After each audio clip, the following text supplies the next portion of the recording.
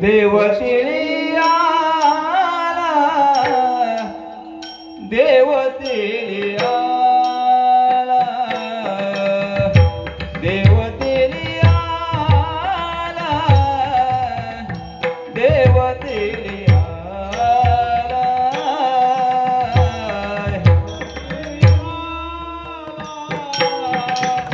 देवतिळी आला, देवतिळी आला,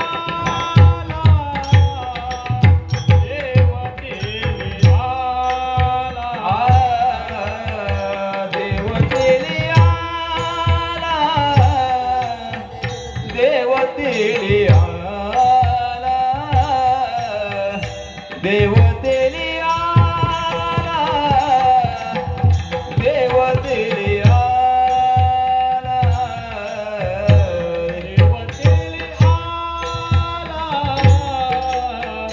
देवतिळी आला, देवतिळी आला, देवतिळी गोड गोड जीव झाला, गोड गोड जीव झाला, साधला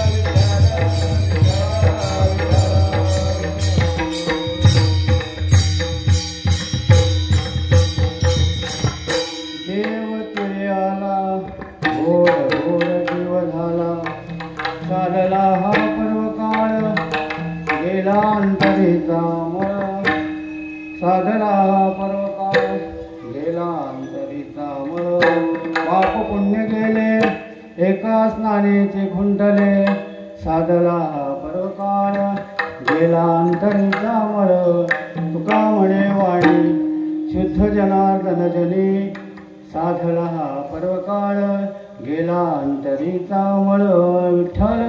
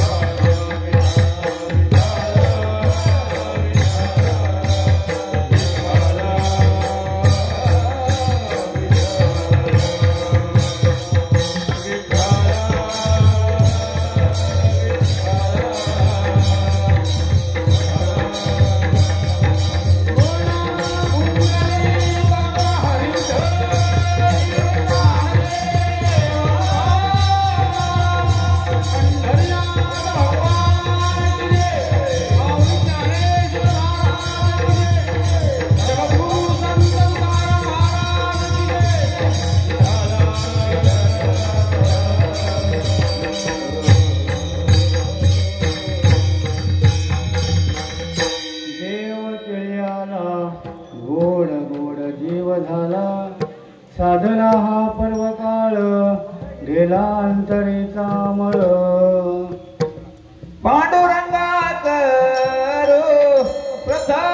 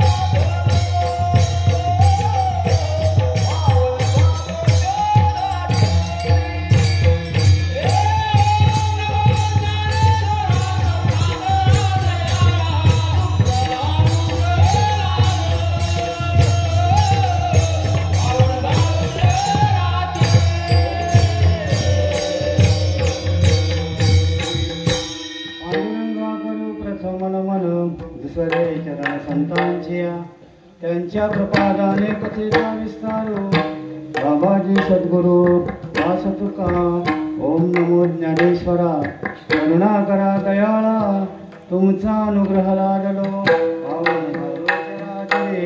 सगळी माऊलीची कृपा आपल्या सर्वांच्या आशीर्वादानं आजची कीर्तन रूपी सेवा आहे. मकर संक्रांतीचा पर्व काळ आहे आणि त्या निमित्तानं आजची सेवा आहे. सेवेसाठी आम्ही घेतलेला अभंग जगद्गुरु तुकोबारायांचा आहे आणि तुकोबारा या अभंगामध्ये जीवाच्या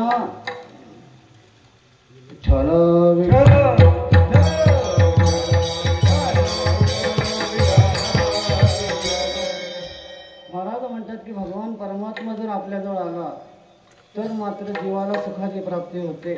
की देव तिळ्याला गोड गोड जीव साधला हा पर्वकाळ गेला अंतरीचा पण देव आमच्यामध्ये येण्यासाठी महाराज म्हणतात की आमच्यामधला मळ गेला पाहिजे. कारण मळ दोन प्रकारे शरीरावरचा मळ असतो आणि आज मनाचा मळ असतो. ज्ञानेश्वरीमध्ये म्हणतात की तीर्थे बाह्यमळ उपशाळे कर्मे अभ्यंतर उजळे येणे सत्कर्मे निर्मळे सत्कर्मची. की तीर्थामध्ये किंवा पाण्याने स्नान केल्यानंतर अंगावरचा मळ जातो पण अंगावरचा मळ गेल्यानंतर सुद्धा शुद्धता होत नाही जीवाची. आणि जोपर्यंत जीवाची शुद्धता किंवा आमची शुद्धता होत नाही तोपर्यंत भगवान परमात्मा आमच्यामध्ये येत नाही. आणि ती शुद्धता तुकाराम महाराज या अभंगामध्ये आपल्याला सांगतात की पाप पुण्य गेले एका स्नानेचे खुंटले. हे सर्व गेलं मनामधलं पाप आणि पुण्य नष्ट झाले तर भगवान परमात्मा आमच्यामध्ये येईल आणि आम्हाला सुखाची प्राप्ती येईल. आणि मग सर्व जगामध्ये तुका म्हणे वाणी शुद्ध जनार्दन जने विठ्ठल.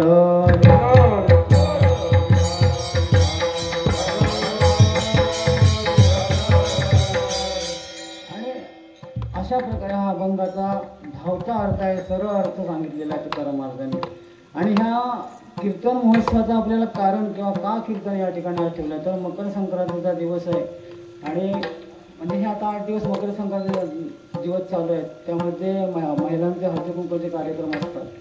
त्या निमित्तानं हा आजचा कार्यक्रम की ह्या ठिकाणी आमची महिला मंडळ धामणगी सानवाडीतले त्यांनी आज मला सलग तपपूर्ती त्यांच्या आपण पत्रिकेमध्ये बघितलं त्याच्यामध्ये लिहिलं की तपपूर्ती निमित्त हा कीर्तन महोत्सव सोहळा आयोजित केलेला किंवा कीर्तन महोत्सव आणि ज्ञानेश्वरी पारायण असे दोन्ही भाग या ठिकाणी राबवले जातात. ते महिला मंडळाच्या महिला मंडळ आपल्या सहाय्याने राबवत आहेत त्याने, आणि त्या निमित्तानं हा कार्यक्रमाचा उत्सवाचा कार्यक्रम आहे. आणि त्यामध्ये विठ्ठल विठ्ठल विठ्ठल विठ्ठल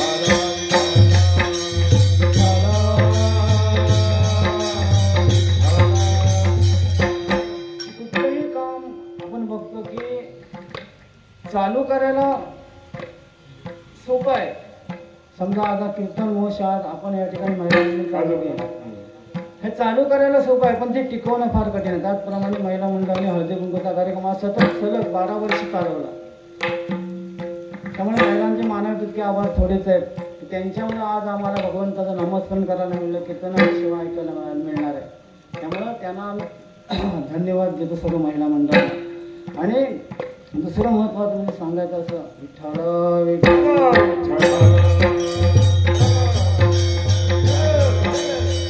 कार्य करत असताना कार्य आपण बघतो की ठराविक मर्यादेपर्यंत चालतात आणि मग कार्यक्रम बंद होतात. म्हणजे कारण काय, आपण म्हणतो की एखादं काम सुरू केल्यानंतर असं आपण म्हणतो की 3 वर्ष झालं बस झालं आता बंद करा. असं म्हणण्याचं कारण काय की 3 वर्ष झाल्यानंतर आपण बंद करायचं कारण काय म्हणतो, कारण जग किंवा सृष्टी ह्याच्यामध्ये त्रिगुणामध्ये सृष्टी विभागलेली आहे. 3 गुण आहेत. आपण दत्तात्रेयांच्या अर्थ म्हणतो, त्याच्यामध्ये म्हणतात आपण की त्रिगुणात्मक त्रयमूर्ती दत्तागान, की त्रिगुणाच्या पलीकडे दत्तात्रेय आहेत. पण जीव म्हणजे आम्ही त्रिगुणामध्ये अडकलेले आहेत. 3 गुण कुठले आहेत तर सत्वगुण आहे, रजोगुण आहे आणि तमोगुण आहे.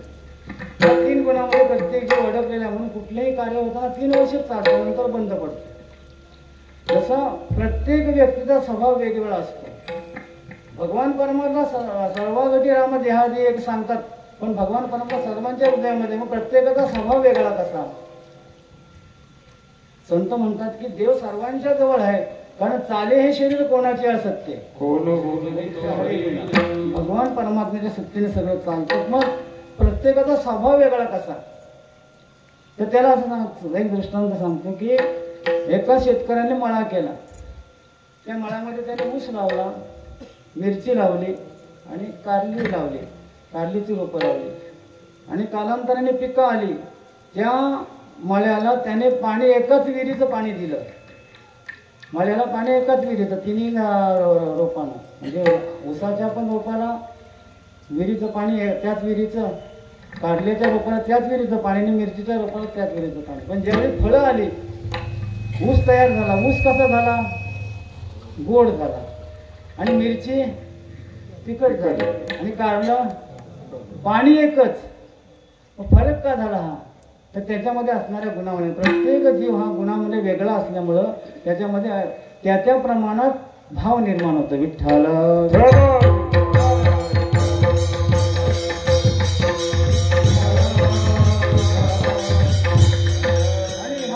जीवाला बाहेर येण्यासाठी संतांनी आमच्यासाठी पर्वकाळ सांगितले. त्यापैकी हा एक पर्वकाळ मकर संक्रांतीचा पर्वकाळ. मकर संक्रांत का म्हणतात, तर ह्या दिवशी किंवा ह्या संक्रांतीच्या दिवशी सूर्य मकर संक्रांतीमध्ये मकर राशीमध्ये जातो. संक्रांती वर्षातून 2 येतात. एक आषाढामध्ये संक्रांत येते, त्यावेळी सूर्य कर्क राशीमध्ये जातो, आणि ह्या संक्रांतीमध्ये सूर्य मकर राशीमध्ये जातो. आणि यामुळे सूर्य पृथ्वीच्या जवळ आपल्या जवळ येतो, त्यामुळे मग उष्णता वाढायला सुरुवात होते. असं हे निसर्गाचं चक्र आहे. आणि त्या चक्राला धरून संतांनी आपल्याला या ठिकाणी हा पर्वकाळ सांगितला आहे. ह्या पर्वकाळामध्ये याची गणना सांगतात अशी की 60 सेकंदाचा 1 तास होतो, आणि 12 तासाचे 1 दिवस होतो, आणि 7 दिवसांचा 1 आठवडा होतो, आणि 15 दिवसाचा 1 पक्ष होतो. 15 आपण मराठीमध्ये म्हणतो की शुद्ध पक्ष आणि कृष्ण पक्ष. त्या 2 पक्षांना मिळून 1 महिना होतो. आणि एका महिन्याचे म्हणजे 12 महिन्याचे 1 वर्ष होतं. त्या वर्षामध्ये 6 ऋतू येतात. म्हणजे वसंत ऋतू येतो, वर्षा ऋतू येतो, ग्रीष्म ऋतू येतो, शरद ऋतू येतो, हेमंत ऋतू येतो आणि शिशिर ऋतू येतो. असे 6 ऋतू येतात. प्रत्येक ऋतूला 2 महिने असतात. वसंत ऋतू चैत्र आणि वैशाखामध्ये असतो, अशी ती गणना सांगितली. आणि त्याच्यानंतर ही वर्ष झाल्यानंतर 1 वर्ष झाल्यानंतर त्या वर्षामध्ये विठ्ठल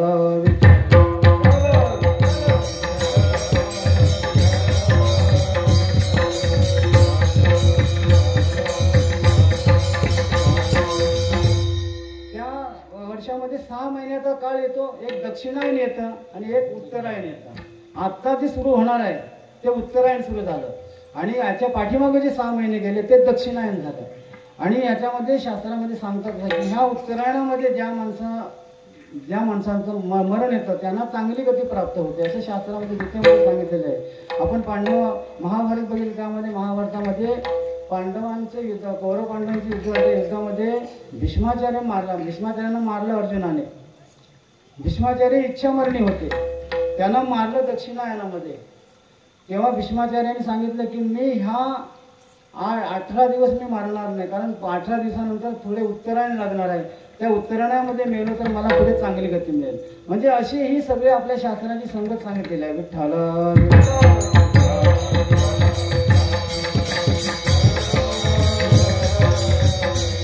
आम्ही जे काय करतो ते आम्हाला माहिती पाहिजे की आम्ही काय करतो आणि कशासाठी करतो.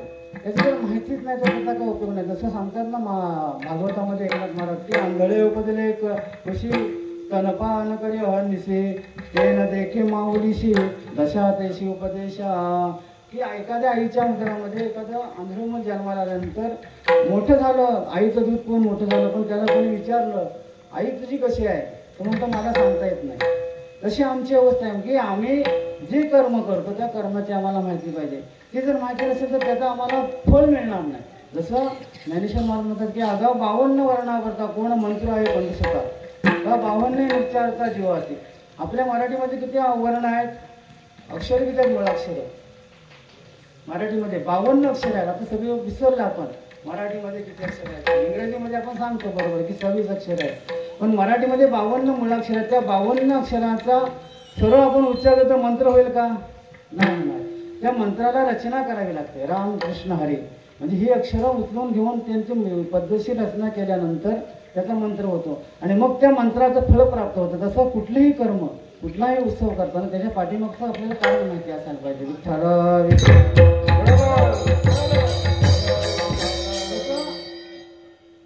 दूध घेतलं, 2 लिटर दूध घेतलं, 1 लिटर दूध शंकराच्या पिंडीवर घातलं आणि 1 लिटर दूध गरम करत ठेवलं आणि ते उतू गेलं आपल्या लक्ष नसल्यामुळे.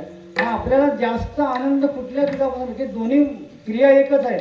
शंकराच्या पिंडीवर दूध ओतलं तर ते खाली निघून गेलं आणि उतू गेलं तेही निघून गेलं, पण समाधान कुठल्यापासून मिळणार आहे आपल्याला?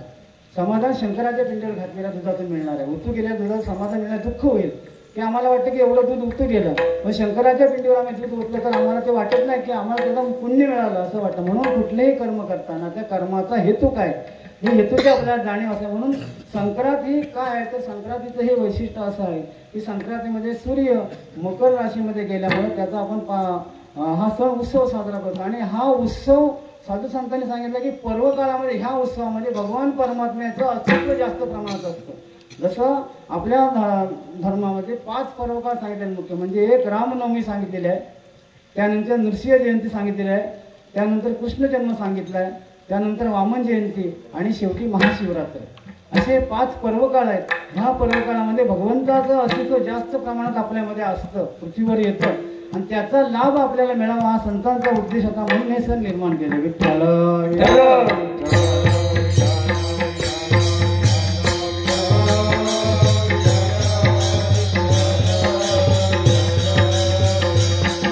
आज देव आले त्या ठिकाणी, त्या आलेल्या देवाला अप्रस करण्याचं काम आता आपलं आहे.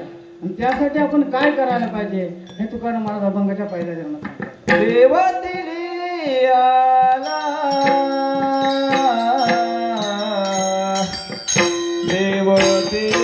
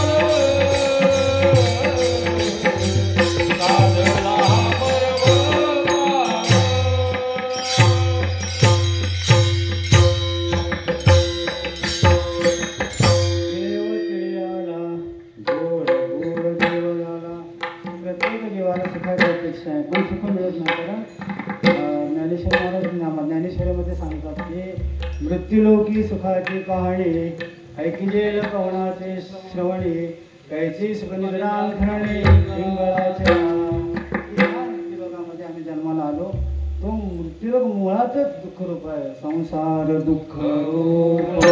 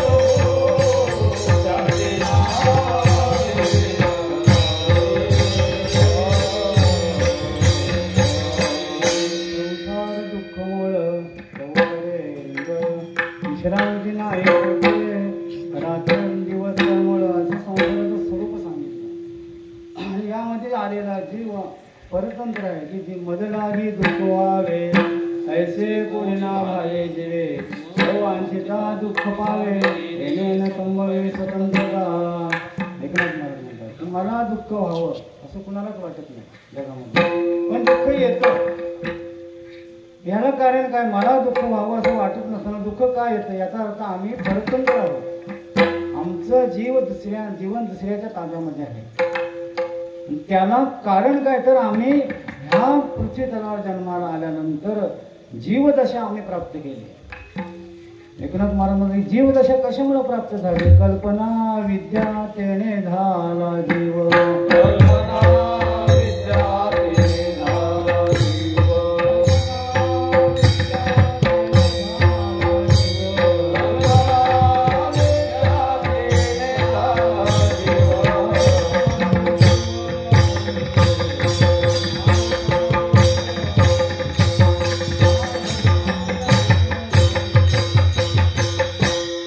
कल्पना विद्या तेने झाला जीव.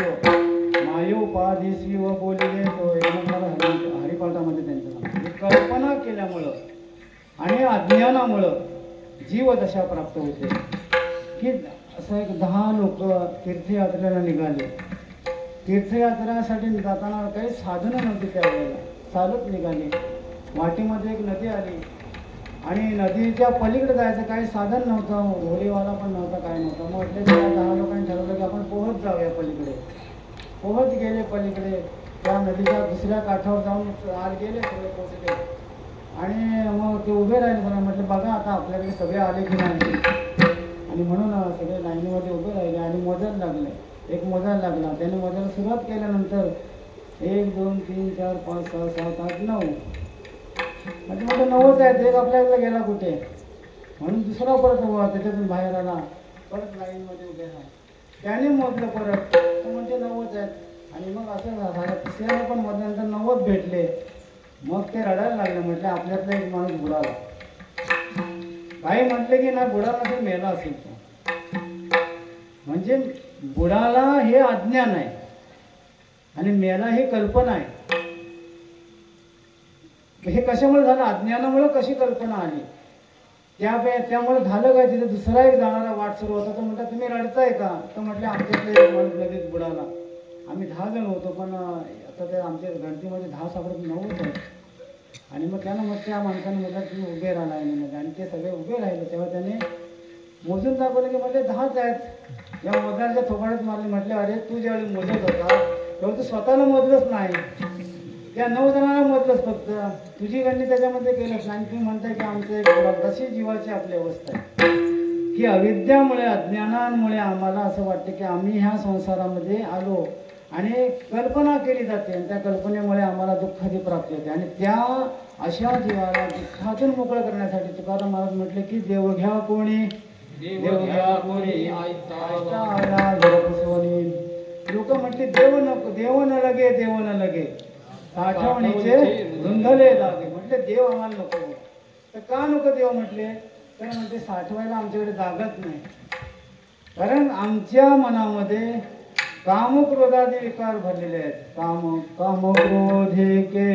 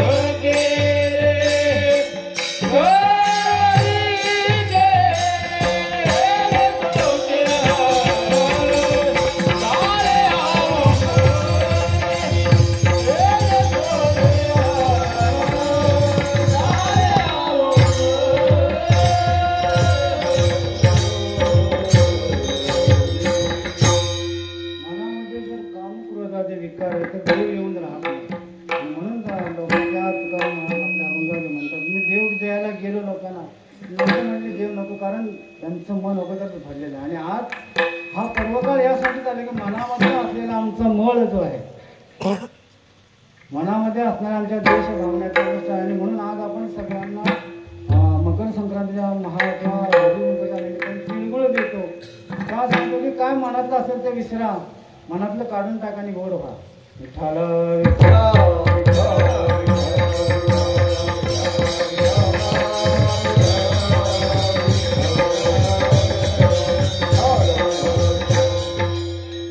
आपल्याला आयुष्य किती आहे? 100 वर्ष, त्याच्यामध्ये 50 वर्ष असे जातात. त्याच्यामध्ये आपण त्या 50 वर्षामध्ये झोपेत गेले आणि राहिलेल्या 50 वर्षामध्ये बालपण आहे, तारुण्य आहे आणि इतर रोगराई आहे.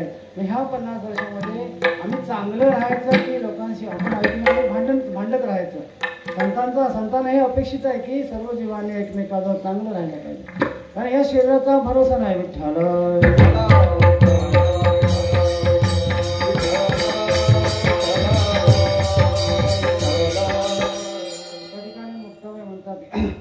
क्षणभंगुर संसार याचा भरवसाना,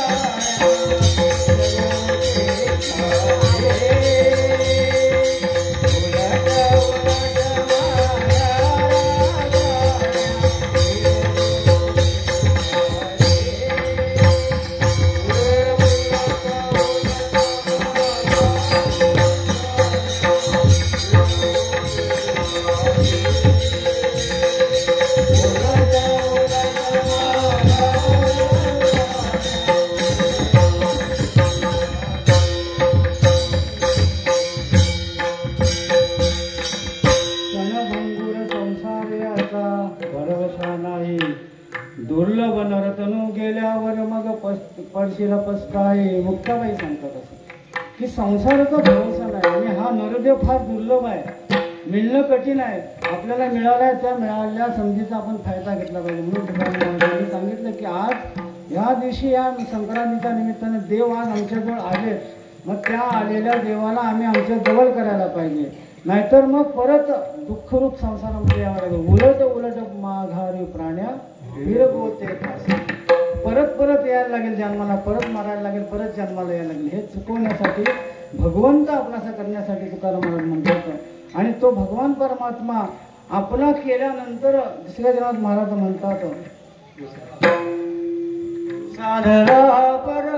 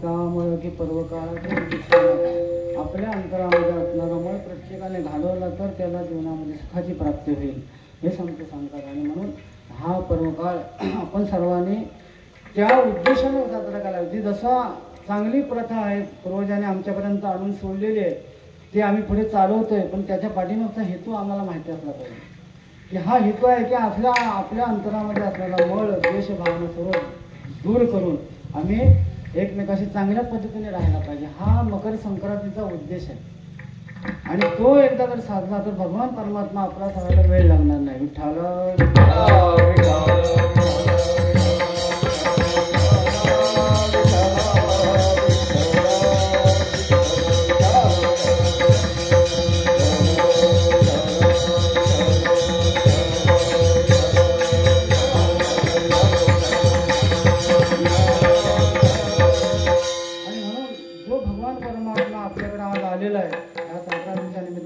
शरण जायला पाहिजे. शरण जाऊ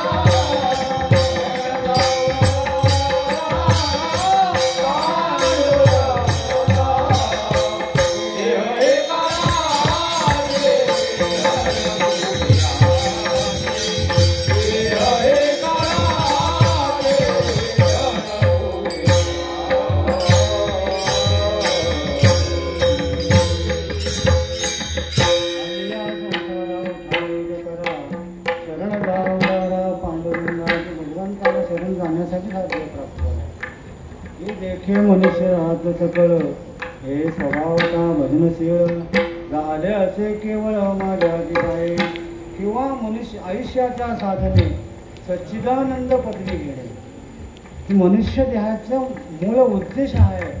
भगवंताने 84 लक्ष योनी निर्माण केल्या त्याच्यामध्ये माणूसच वेगळा बनवला. बाकी सगळ्या योनीमध्ये त्यांना फक्त भोगायचा अधिकार आहे, त्यांना नवीन काय करायचा अधिकार नाही. माणूसच काहीतरी नवीन करू शकतो हा माणसाला अधिकार भगवंताने केला, पण त्या अधिकाराचा वापर आपण करत नाही. विठ्ठल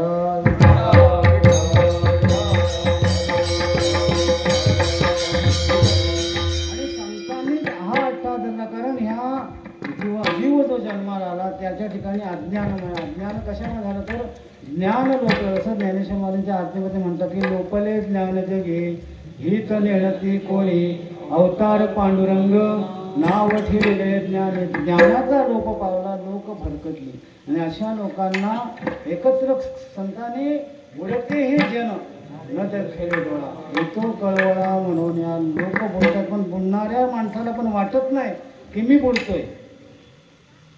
त्यामुळं ही अशा अवस्था की वाजत असते कोणी नायक की बोंब मारून संतांनी सांगितलं की भगवंताची भक्ती करा भगवंताचं नमस्कार कारण आणि म्हणून ही साधनं निर्माण केली.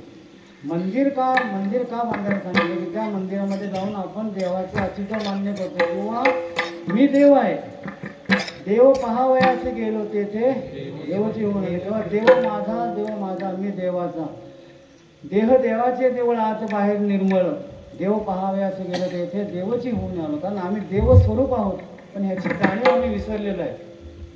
ती जाणीव करण्यासाठी मंदिर आहे आणि मंदिर आम्ही बांधल्यानंतर किती किमतीचं मंदिर बांधलं याला महत्त्व नाही किंवा किती जुनं मंदिर याला महत्त्व नाही तर त्या मंदिरामध्ये होणारे कार्यक्रम महत्त्वाचे आहेत. जर मंदिर आहे आणि मंदिरामध्ये कार्यक्रमच नाही तर त्याला काय अर्थ नाही म्हणतात का तर मंदिरामध्ये कार्यक्रम झाले तर आपण मंदिरामध्ये जातो. कार्यक्रम आज कार्यक्रम आहे म्हणून आज आमची सर्व मंडळी सानेवरती गेली. इतर दिवशी बघा रस्त्याने जाताना तिथूनच करणार पुढे जाणार आतमध्ये पण जाणार नाही मंदिरामध्ये आज सानेवरती का तर वेळ नाही आम्हाला कामाच्या पाठीमागे आपण असतो आणि म्हणून मंदिरामध्ये उत्सव होणं गरजेचं आहे. उत्सवामुळे लोक मंदिरामध्ये जातात देवाचं दर्शन घेतात. इतर वेळी कोण आज आपल्या देवीचं मंदिर आहे आम्ही किती वेळा जातो मंदिरामध्ये रोज अजिबात जात नाही. मग उत्सव असेल तरच जातो. मग उत्सव होणे गरजेचं आणि उत्सवाचा दुसरा एक हेतू असा आहे की उत्सवामुळे आमच्यामधला असलेल्या देवाची आम्हाला जाणीव होते. विठ्ठल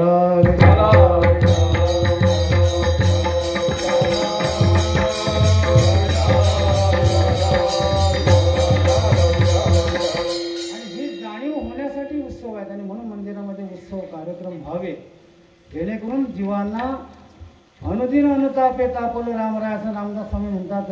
अशा तापलेल्या जीवाला दुःखरूप जीवाला त्या मंदिरामध्ये थोडासा विसावा प्राप्त होतो आणि म्हणून उत्सवामुळे हा एक फायदा होतो. जरी असं आम्हाला वाटत की फार खर्च होतो त्या खर्चासाठी मग कसं करायचं खर्च पण खर्च आम्ही आपल्या सुखासाठी जर खर्च करतच असतो त्याच्यामध्ये थोडासा भाग जर हा खर्च उत्सवासाठी दिला तर काय बिघडणार आहे ना म्हणत मग ते करायला पाहिजे.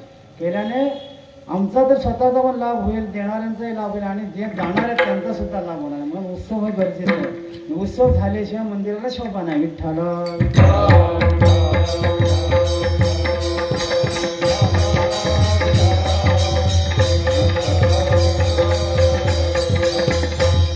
सांगतो की आता आपल्या 22 तारखेला आपल्या मंदिरामध्ये पण कार्यक्रम आहे राम मंदिराच्या उद्घाटन सोहळ्याच्या निमित्ताने तेव्हा सर्वांनी उपस्थित राहायचं. आता गावातल्या सगळ्यांना आम्हाला पोचलेलं आहे तरी पण आपल्या या ठिकाणी सांगतो विठ्ठल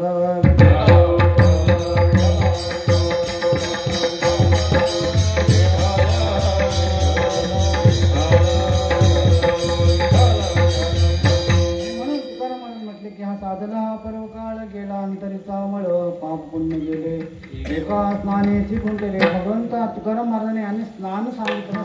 स्नान कुठलं सांगितलं तर ज्ञानरूपी ज्ञानामध्ये स्नान कर की जाणा सर्व जगात काय चालू जगामध्ये देव हे काय अस्तित्व आहे याची जाणीव करून घेऊन त्या ज्ञानाच्या साधनेने स्नान करणं. ज्ञानाने केलेली गोष्ट लवकर म्हणजे ती स्थापित राहते. जसं आज आपण वारकरी संप्रदाय म्हणतो आज 750-800 वर्ष झाली का टिकला तर त्याच्या पाठीमागे ज्ञानदेव रचिला पाय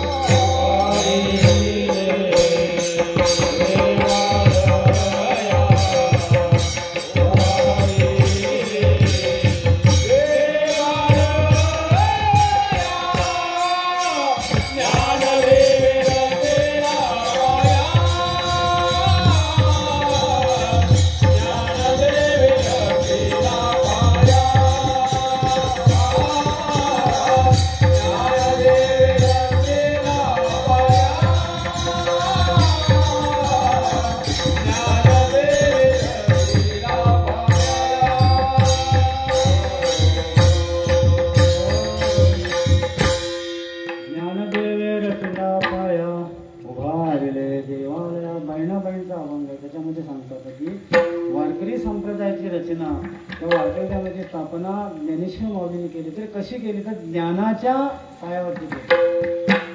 ज्ञान सांगितलं लोकांना, खरं सांगितलं लोकांना, या संसारामधल्या परिस्थितीचं वर्णन खरं सांगितलं, खोटं सांगितलं नाही. त्या ज्ञानामुळं आज इतकी वर्ष झाली तरी अनेक संप्रदाय आले गेले, पण वारकरी संप्रदाय टिकून हा कारण पाया मजबूत आहे. आणि तुकाराम महाराज पण या ठिकाणी सांगतात की पाप पुण्य जाण्यासाठी ज्ञानरूपी गंगेमध्ये स्नान करायला पाहिजे. या ज्ञानरूपी गंगेमध्ये स्नान केल्यानंतर आपोआपच आमची पाप निघून जातील आणि आम्ही पुण्यरूप होऊ, शुद्ध होऊ, की जे आम्हाला अपेक्षित आहे. की आज जगामध्ये अनेक मोठी मोठी राष्ट्र आहेत की त्यामध्ये श्रीमंती आहे. म्हणजे सांगतात की अमेरिका एक नंबर आहे, त्याच्यानंतर जपान आहे, त्याच्यानंतर कुठेतरी फ्रान्स, असे 3 राष्ट्र आहेत, ऑस्ट्रेलिया. तर ह्या 3मध्ये इतकी श्रीमंती आहे, लोकांना कशाचीच कमतरता नाही, भरपूर पैसा आहे. पण ह्या 3ही राष्ट्रामध्ये आत्महत्येचं प्रमाण जास्त आहे. आत्महत्या करणारे लोक जास्त आहेत. मग पैसा असून, संपत्ती असून सुद्धा आत्महत्या का करतात? कारण मनाच्या असणारा आपला जो मळ आहे त्यांचं साधन त्यांच्याकडे नाही. ते साधन या ठिकाणी आम्हाला साधुसंतांनी उपलब्ध करून दिले. म्हणून आज आपण भारतामध्ये किंवा महाराष्ट्रामध्ये, महाराष्ट्र ही संतांची भूमी आहे. इतर कुठे भारतामध्ये गेला तर इतर संतांची भूमी नाही, फक्त महाराष्ट्राची संतांची भूमी आहे. संध्या महाराष्ट्रामध्ये संतांनी आम्हाला ज्ञान सांगितलं, जीवाला त्याची जाणीव करून दिली. तू कोण आहेस, आहे मी कोण, हा करावा विचार म्हणे ज्ञानेश्वर निवृत्तीचा.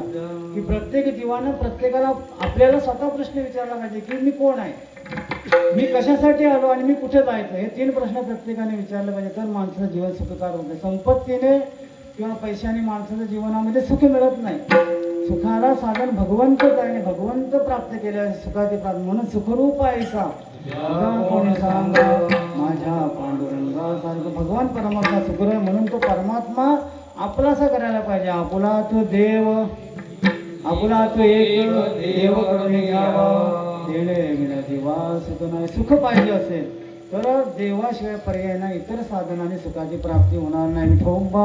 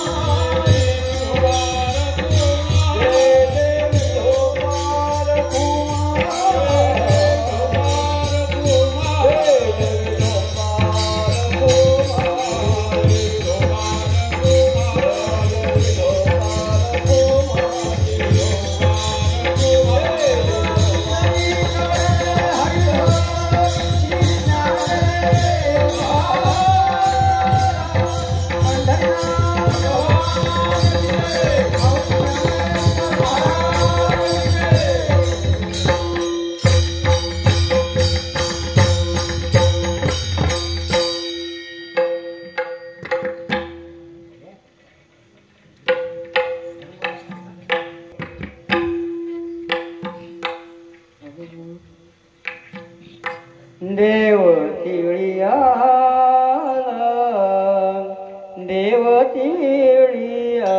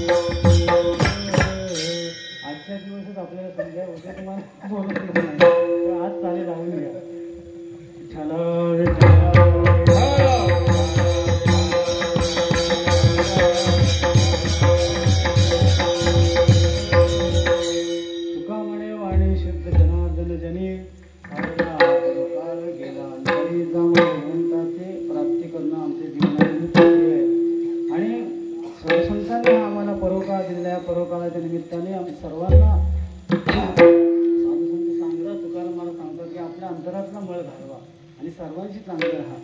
जसं देरवी तरी पंडितसुता आत शुद्ध नसता बाहेर कर्मतो तत्वता विटंबुगा. बाहेर किती चांगले नटा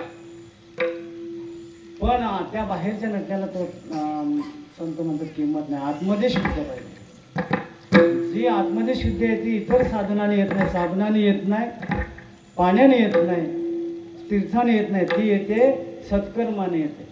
तुका म्हणे सत्यकर्म व्हावे सहाय्य चांगली कर्म केल्यानंतर मन शुद्ध होतं आणि म्हणून ती कर्म करण्यासाठी हा आपल्याला परोपकार प्राप्त आहे आणि महिलांनी आपल्याला ही संधी उपलब्ध करून दिलेली आहे. त्यामुळं आपण ही संधीचा फायदा घेतला पाहिजे. विठ्ठल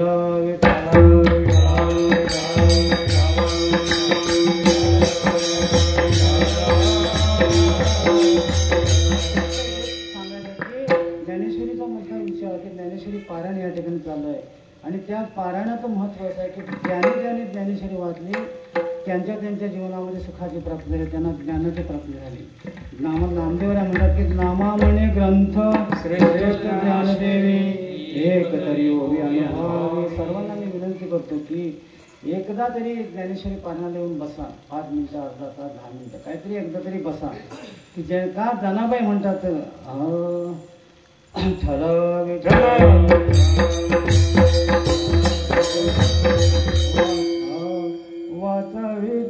वाचावी ज्ञानेश्वरी वाचावी ज्ञानेश्वरी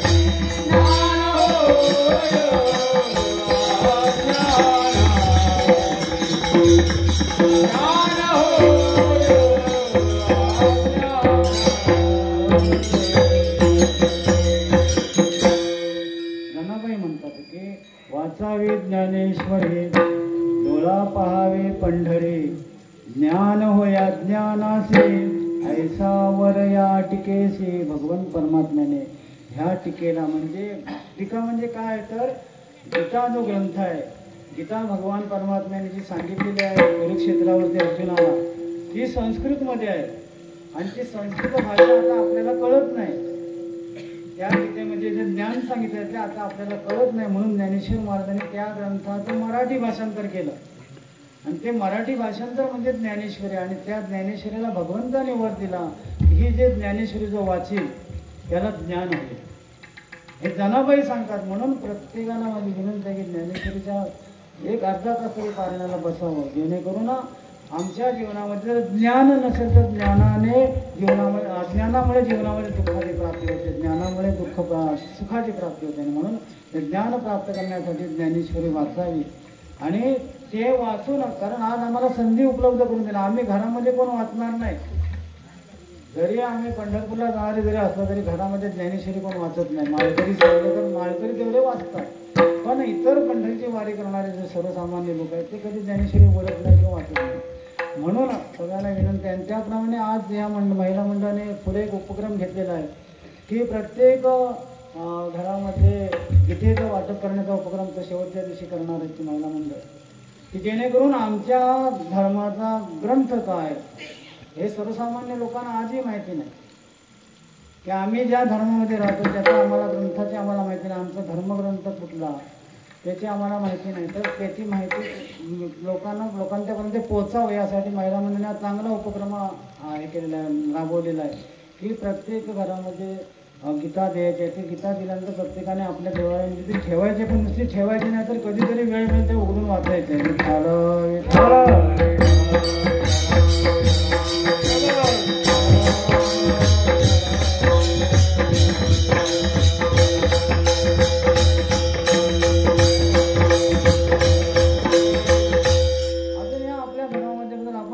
असे अनिबज्ञ लोक आहेत की आपल्याला आमच्या धर्माचं मूळ काय ते माहिती नाही.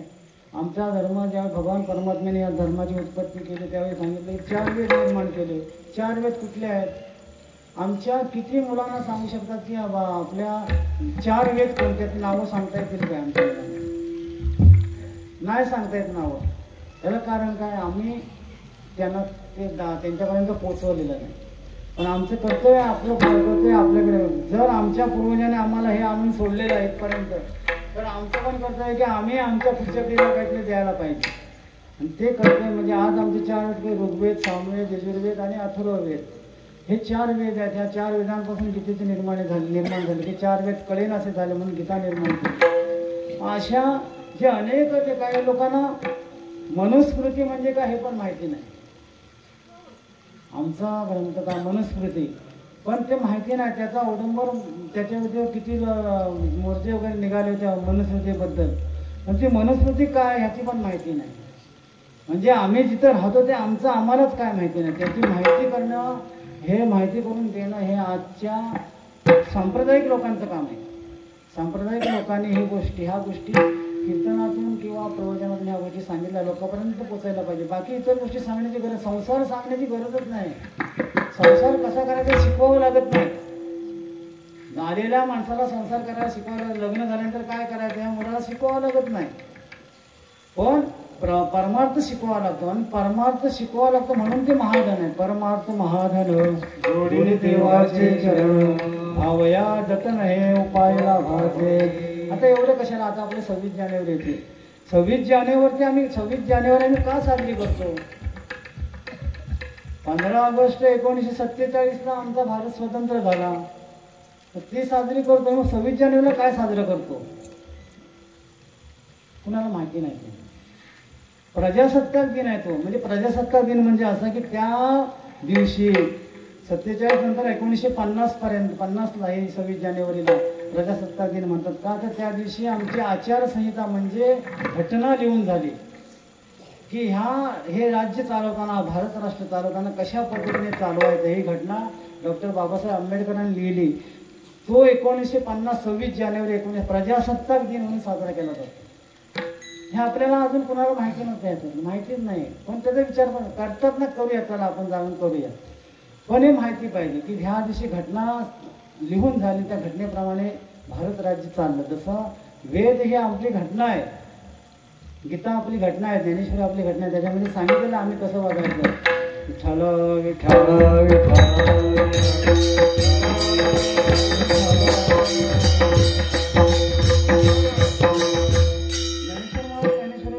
कसं बोलायचं. साचा आणि मवाळ, विदल्या आणि रसाळ, शब्द जैसे कल्लोळ अमृताचे. बोलायचं कसं हे सुद्धा संतांनी सांगितलेलं. पण आम्ही त्याच्यात शिरतच नाही, बघितच नाही त्याच्यामध्ये काय आहे ते. हा ज्ञानेश्वरी वाचलं त्यांना पाया पडलं की झालं आमचं काम. सांगितलं पाया पडण्याने पुण्याची प्राप्ती होते, याच्याबद्दल काही शंकाच नाही. ज्ञानेश्वर महाराज सांगतात की द्विज स्वच्छ शतकर्मे करी. त्याला जर त्या एखादा ब्राह्मण षटकर्म करणारा ब्राह्मण त्याला जर त्याच्या पाया पडलं ना आपण, तर त्याने केलेलं पुण्य अर्ध पुण्य आपल्याला मिळतं. हे पाया पडण्याचं सामर्थ्य आहे. म्हणून तो वारकरी समोर सांगितले एकमेकाचे पाया पाडायचे, जेणेकरून तुमच्या अंतरामध्ये असलेले पाप नाहीसं ते पुण्य आल्यामुळं. म्हणून पाया पडतो वारकरी संप्रदायाचे. त्यात म्हणून आजचा हा 16चा आहे त्याच्यामध्ये मकर संक्रांतीचं निमित्त धरून हा सर्व उपक्रम राबवलेला या ठिकाणी महिला मंडळाने, त्या महिला मंडळाचे सदस्य आभार मानतो आणि या ठिकाणी कीर्तनात नामतो. ज्ञानेश्वर ज्ञानोबा माऊली तुकाराम, ज्ञानोबा माऊली तुकाराम, ज्ञानोबा माऊली तुकाराम, माऊली तुकाराम, ज्ञानोबा माऊली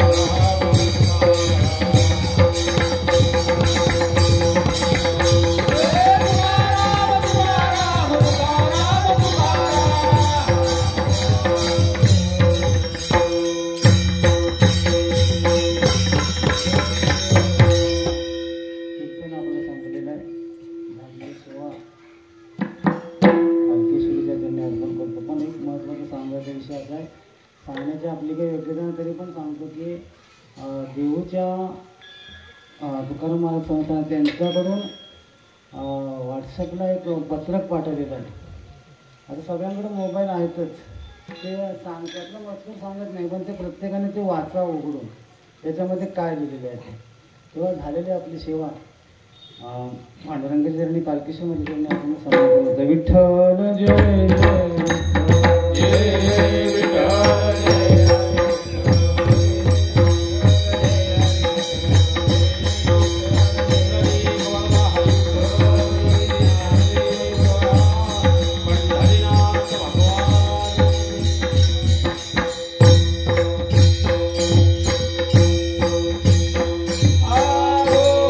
रे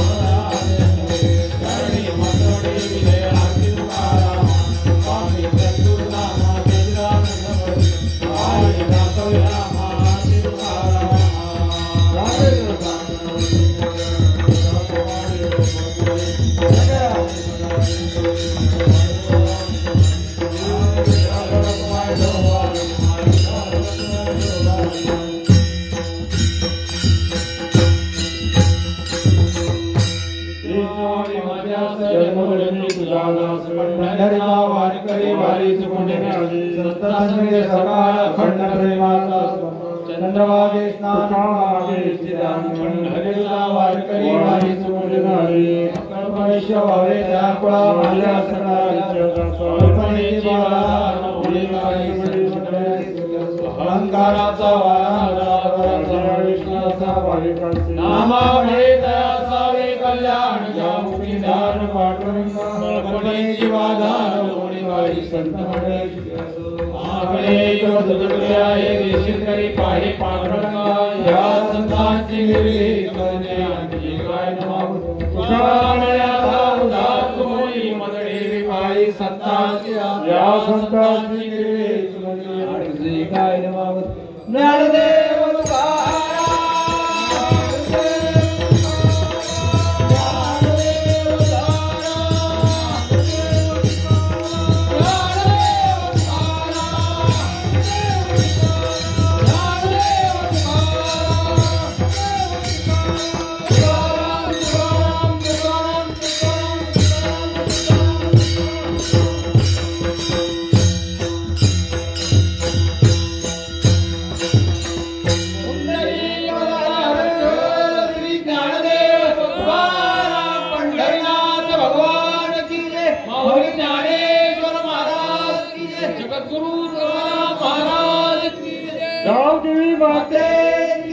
छत्रपती शिवाजी महाराज की जय धर्मवीर संभाजी महाराज की जय रेणुकानंदन भगवान परशुराम की जय